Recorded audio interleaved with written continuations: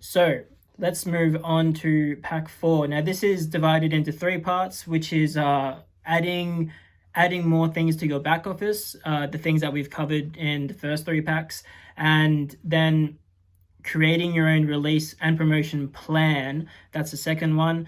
And the third is actually executing it, sending the emails, servicing your release out to exploit it and get it out there. So this is the first bit. We're going to divide this pack into 3 videos, and let's get started. So just like the other ones, you've given a zip file here where you can open it with your archive utility, and everything's in here, from things you need to add into your back office and also the templates. Let's go into the back office add-ons, because this is the first thing that we'll be tackling. Moving these folders into your actual back office. Now, pretty sure you can select all, you can move, and let's go to Junebuggy B's back office. And you can see it finishes at folder 9. So it continues on from folder 10. There we go. And we've added that. And the back office sheet add-ons, it will open up as an Excel spreadsheet. We're going to have to open up as a Google Sheets document, and then save as a Google Sheet.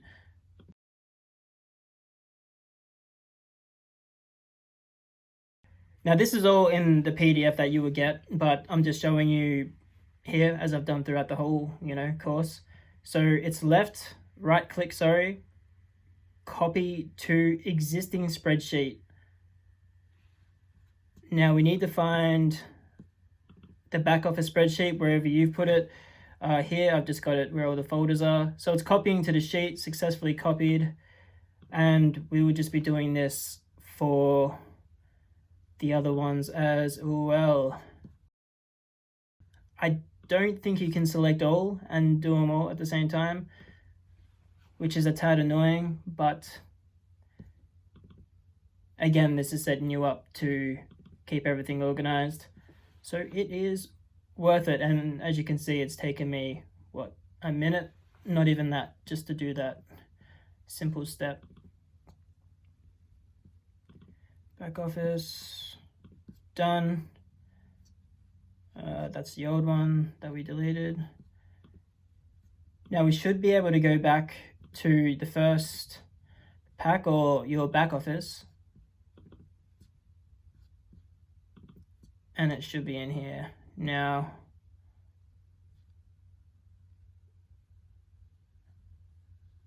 Should be here at the end. There we go.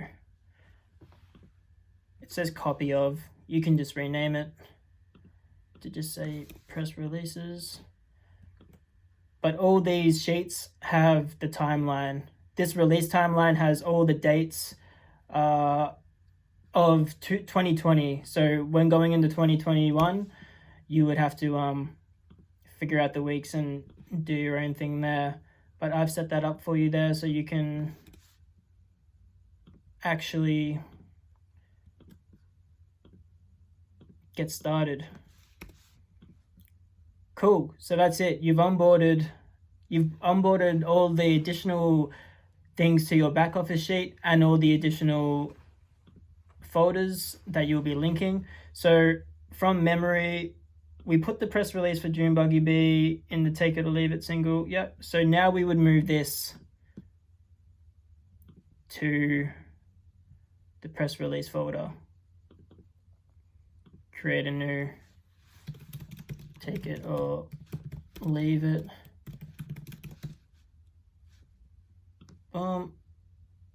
Boom. That moves.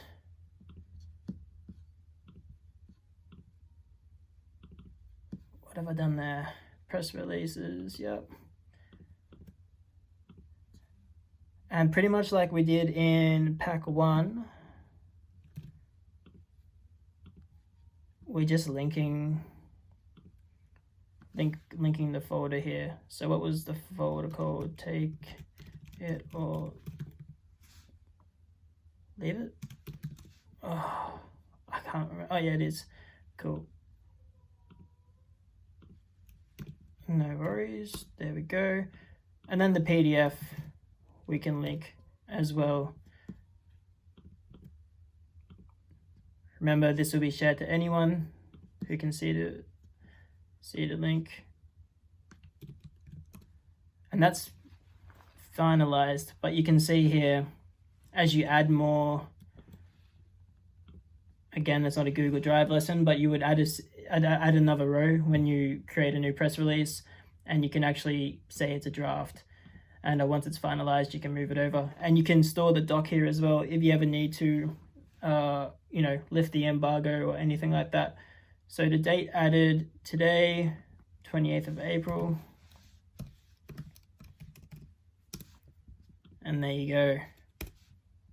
Same with your network, 28/04/20. Network database, June buggy B. Oh. And I just realized I'm doing this in the back office sheets add-on, but let's add it to the actual back office. Same things apply. I wonder who was actually watching that and going, oh no, he's doing it in the wrong sheet, but that's all good. We can just move it over here and just get rid of that one once and for all. Same with your network. Going back to the third pack, you would have your network database, and you would move that into your back office. Now, some people might think it's a bit pointless. You're open to your own interpretation, but this is just how I do it. It's how I sleep well at night. Like I've mentioned throughout the course, I've become sort of like an admin nerd, which is totally weird. I used to be pretty unorganized, but once you start servicing and contacting people and talking to people about your music, you'll really appreciate setting all this up. And I've said that so many times, but it's just because it's true. It's so invaluable once you've got your system set up. There you go. So it's all in the one place. And your promotion plan, you will link once you do that, which we will be doing soon. And what I wanted to talk about was the release timeline here. So this is pretty much an overview of the events that you will be doing throughout the year. So events can include music video releases, single releases, EP, album releases.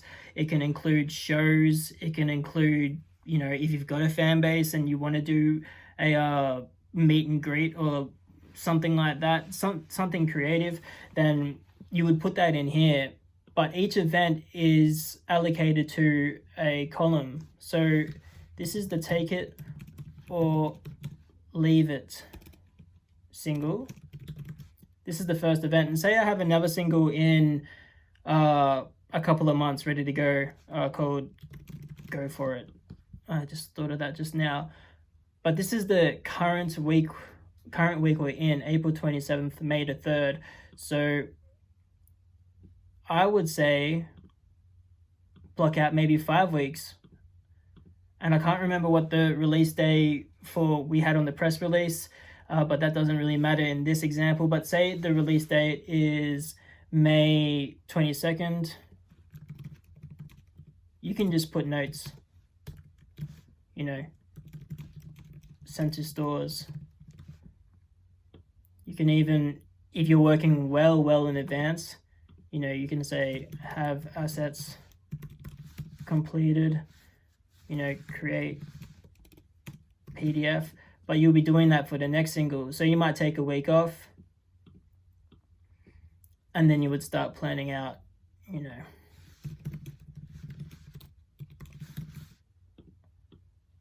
and you want to release it this week. Release week, send to stores. How much time you want to give yourself?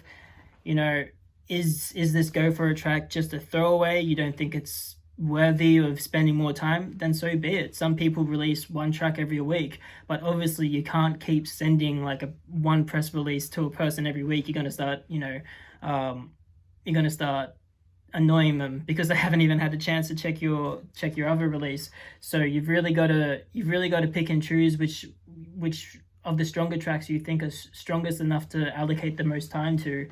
And again, every artist is different. It's a different situation for everyone, so that's totally up to you. If you have a manager, up to your manager as well. You guys can discuss that out.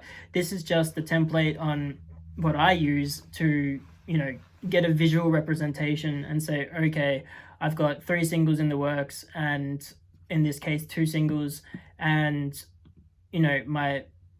I've got to July 12th. So if I have like 3 or 4 demos in here and I'm trying to figure out what to release next, as the weeks gradually happen, then that's where I'm going to be like, okay, I need to get a move on and actually get the next single.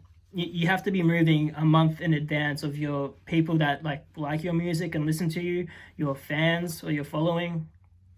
And again, you have to be another month behind the industry itself, sending it to blogs, radio, all that kind of stuff, if you're going to go down that route.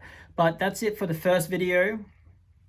We'll move it now to the second video, which is hopping into the promotion plan and mapping all that out, and then to the third video, which is executing it. So I'll see you on the second video.